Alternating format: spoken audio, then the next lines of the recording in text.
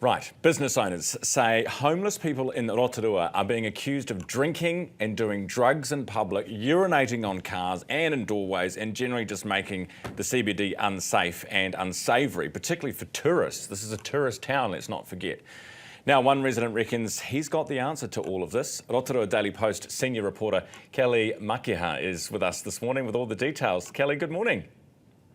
Morning, Ryan. Yeah, look, trust me, there are so many beautiful things to see and do in Rotorua, but at the moment, travelling down Makiha Street and seeing our rough sleepers, unfortunately, isn't one of them. It's a growing concern at the moment, as you can see there from the pictures. We've got homeless people who have congregated outside the Salvation Army store, and they've got their mattresses, they've got all their belongings stacked up. There's about a dozen of them. I drove past this morning on my way to work and I think I counted about 15 people asleep there on the street. The Salvation Army aren't moving them along. Basically, they say there's nowhere for them to go, so why would we? So I did a story on Saturday speaking to a local business owner, and really he's fed up. His turnover has gone from a modest, you might say, $2,000 a week to less than $400 a week. And he's saying, how am I going to pay my bills? He thinks he can see customers physically coming along Makiha Street and then turning and walking the other way. He just described the behaviour of the homeless people as being like dogs, and he said that they're sitting there openly drinking, openly doing drugs, and it's not a good look for Rotorua. It is the talk of the town at the moment.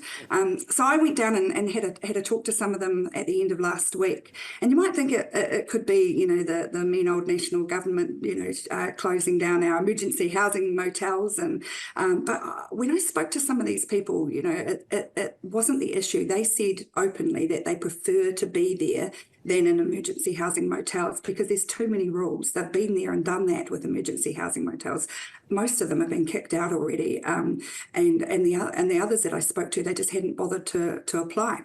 So there could be a solution. Today's story is about a local homeless campaigner. He's controversial. We probably don't have time to go into why he's controversial today, but he's come up with this idea of importing cabins from China, and he reckons he's got a bit of a deal with a landowner south of Rotorua, and he reckons chuck the cabins on there, and we can move them south. Kelly, I read your original story, and I actually spoke to your mayor this morning on News Talk ZB and asked her about your story, and because we were talking tourism, of course, and she said that you can't really do anything about it, you just have to hope, and she's asking the Sallys and whoever's giving Milo and coffee and tea and things to these homeless people to just not do it there. You know, do it in a park or do it somewhere far away, but don't do it in this very busy main street. Well, that's right.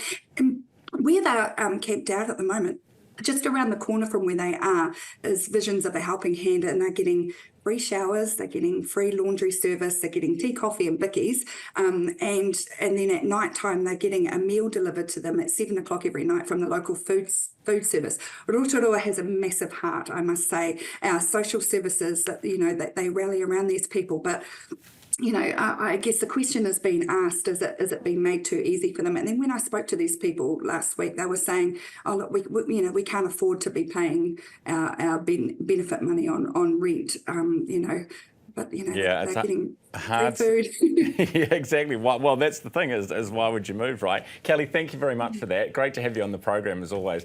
Kelly Makiha, who's from the Rotorua Daily Post.